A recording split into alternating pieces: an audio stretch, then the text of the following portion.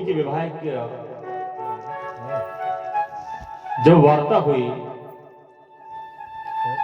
दोनों का विवाह होने लगा, तो आज करदम जी ने विचार किया कि जो मेरी अर्धांगिनी बनना चाहती है, मैं जरा देखूं कि वो मेरे लायक है कि नहीं। लायक ही सो कीजिए बैर ब्याह और प्रीत। तो आज करदम जी ने उनके स्वागत के निमित्त 3 आसन बिछाई। जैसे ही मनु महाराज आए देवभूति को लेके, ठाकुर जी आए, तो उन्होंने कहा प्रभु पधारिए। ठाकुर जी एक आसन पर बैठ गए, दूसरे आसन पर देवभूति के पिता महाराज मनु बैठ गए,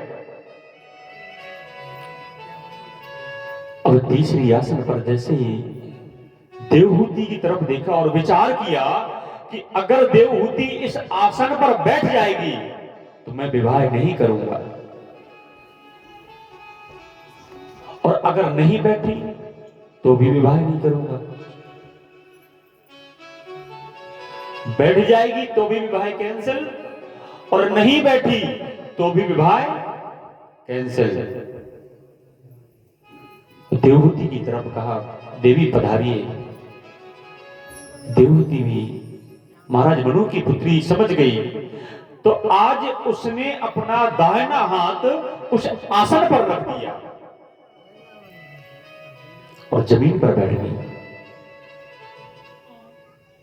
करदम जी बोले मैं विवाह के लिए तैयार हूं, विवाह करा दीजिए।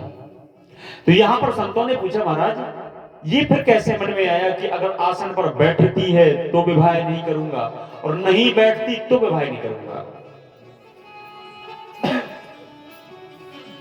करदम जी ने विचार किया कि मैंने आसन बिछाई, अगर मेरी पत्नी उस पर बैठ जाती है तो इसका मतलब तो ये हुआ कि मैं दिन भर कमा के आऊं तो ये बढ़िया पलका पर बैठी रहा है, तो ऐसी पत्नी बेकार, विवाह योग्य नहीं है। और बोले अगर महाराज नहीं बैठी तो विवाह क्यों नहीं करेंगे। तो बोले उसमें करदम जी ने सोचा कि मैं दिन भर मेहनत करके कमा के लाया रूखा सूखा जो मेरे पास था, और मैंने देवी जी से कहा लीजिए ये रखिए, गृहस्थी चलाइए। और उस रूखे सूखे को देखकर इस देवी ने बहिष्कार कर दिया, अरे आप ये नहीं किया, मुझे तो ये चाहिए। कहने का मतलब है कि जो मेरे अनुकूल ना हो, मेरे प्रतिकूल ना हो, उससे विवाह नहीं करूंगा। लेकिन जब उन्होंने दाहिना हाथ रखा तो मानो कि देवहूति ने स्वीकृति दे दी, क्योंकि दाहिना अंग जो है वो पुरुष का अंग है, और दाहिना अंग हाथ रखते ही करदम जी समझ गए कि इसने इस आसन पर मुझे पहले सम्मान दिया है, बाद में जमीन में बैठी। आज विवाह के लिए तैयार हो गए, सुंदर सा पाणी ग्रहण संस्कार होने लगा, और बीच पाणी ग्रहण संस्कार में बोले ब्याह नहीं करने। अब विचार करिए कहीं दूल्हा बीच भावर में तीसरी भावर में कह दे बोले अब ब्याह कैंसिल नहीं करने, तो उस लड़की के पिता के ऊपर क्या गुजरेगी। कन्हैया बोले भैया विवाह क्यों नहीं करना, बोले महाराज नहीं करने ब्याह। अरे ब्याह काहे नहीं करने, बोले महाराज जी विवाह इसलिए नहीं करना, पहले आप वरदान दो। बोले क्या, कि बोले आप मेरे घर में पुत्र बन के आओगे। कन्हैया बोले ब्याह कर लो, ठीक है भैया हम बसीट हैं, ब्याह हो जाए आएंगे। फिर चौथी भावर का नंबर आया, बस भैया ब्याह कैंसिल नहीं करने। दूल्हा के नखरे तभी से शुरू हुए हैं, करदम जी ने शुरू कर दिए, तब से आज तक चल रही है। लेकिन दूल्हा की नखरा एक दिन और इनकी नखरा,